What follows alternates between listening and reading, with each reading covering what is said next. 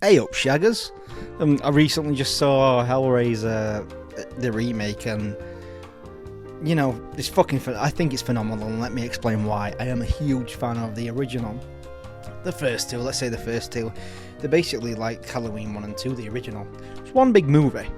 I love the first one due to the evil in the film, not necessarily being the Cenobites. They come into it right at the very end. The evil in the first one is essentially Frank and Julia, and it's a love story.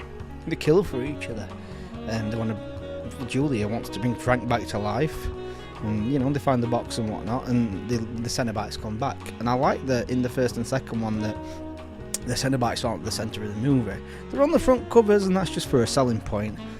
Like Pinhead isn't the main thing in it. Is not a big slasher icon. It doesn't stand out. It's just part of the Cenobites. Originally, Clive Barker hated the name Pinhead anyway. He wanted to call it the Hell Priest. And then they made Hellraiser 3, which in Hellraiser 1 and 2, they start to venture into their world, the Cenobites world. And I was thinking, for me, I was like, oh fuck, this is going to be amazing, right? They're going to explore that world even more in Hellraiser 3. No, they brought it to Earth. And that was more like a slashy film. They made Pinhead the centre of the movie, which it is a very fun movie. I like it. But as a Hellraiser movie, when I think about the first two and how much the third one's changed, I don't feel like it's a very good Hellraiser movie. But it is a good movie, if you know what I mean. So the sequels. So, and it's they went downhill and down. They got worse and worse. But Judgment isn't bad. If you want to watch a decent Hellraiser sequel, Judgment's not too bad at all, and that is a recent one. But it needed a biggish budget, and it just needed to be fresh. I'm a big fan of having different versions of movies, because it's like comic books. I don't understand the narrow-mindedness of, oh, that's not my Pinhead or whatever. You can always watch your others. Not going to spoil the others for you. That person can't play that character forever. And plus, with this new one, the look of the Cenobites is a lot more to the book. And she's not. They don't even call him Pinhead in this one, I believe. Pinhead in this is the Hell Priest, and the effects on them, it's beautiful. They look stunning. It's a work of art just looking at them. I just loved it. It's a completely different story with this one. It doesn't follow the events of the others, which is very refreshing to me. What happens is there's a bunch of teenagers. They find the box, but with the box it's got different stages, because in the originals, in some scenes you see the box and it's a completely different shape, and it pretty much explains that in this. So that you'll solve the cube, it'll turn after the cube, it'll turn into a different shape, and each different shape you get a gift from Leviathan, the god of that world. But the gifts are twisted.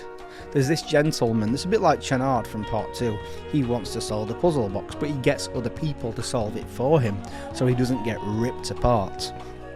And but like when you solve the box, and that, like a small knife comes out, it cuts you, and it needs blood in order to summon Cenobites, which is different, and I like that. So he gets weak-minded people to solve the box for him, and then they cut themselves, and they get ripped apart. But because he's the mastermind behind it, he gets the gift. So with his first gift, he asks for, I think it's pleasure. But he doesn't understand that pleasure to them is pain. And he gets this thing put in his chest, and it attaches itself to his tendons. It's fucking horrible. And it just keeps turning, winding up his tendons. And once the pain, he starts getting used to pain, it switches it up and does it to some different ones, and he's in constant horrific pain. So what he does is he gets this guy to bring these teams to his house, and it's a trap. Gets them to solve it so he can open each shape of the box. And I think his other wish is to get each thing out of the box. But the thing that I'm not too fond of in this movie is the teens. They're just standard, characters in a movie. They've not got any depth, and like Frank and Julia have. They're just there. And a second, I'm just wiping my nose. I'm gonna bloody sneeze. Dear me. Oh, one moment, I'm going to have to pause this, sorry about that. Anyway, I'll just cut to what happens. He finally... I don't want to tell you like all the kills and whatnot, because kills bread and butter in this film. It is a slow burn, but when you see some kills, they look amazing. But aye, he solves the box. He asks for, I forgot what he asks for, but he gets taken away, and at the end you see him get turned into a Cenobite, and he's gorgeous. He gets ripped to pieces in a very artsy way, and it's something you've got to see for yourself. It looks fucking phenomenal, but it also makes you feel a bit like this is horrific what you're watching, but they look beautiful, and it's very bright, so you get to see everything during that kill. And also the score. One of the best things I liked about this is they use, the original score from the first set of movies, and it really gives it that Hellraiser feel. And a lot of people's negatives about this one is that it's a female Pinhead. Don't listen to them. It's bollocks, straight up bollocks. She's fucking phenomenal, this Pinhead, or the Hell Priest. But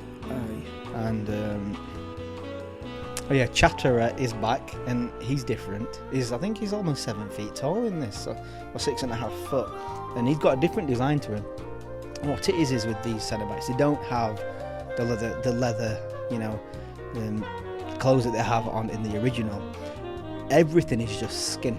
Like for Pinhead, for example, it's skin. The skin's been ripped off the bottom part of the body, and it dangles like it's a skirt. They really have put a lot of effort and artistic ideas into how they look, and each one of them looks beautiful. And there's more Cenobites in this than what you see in the trailer. These brand new ones, and they look great.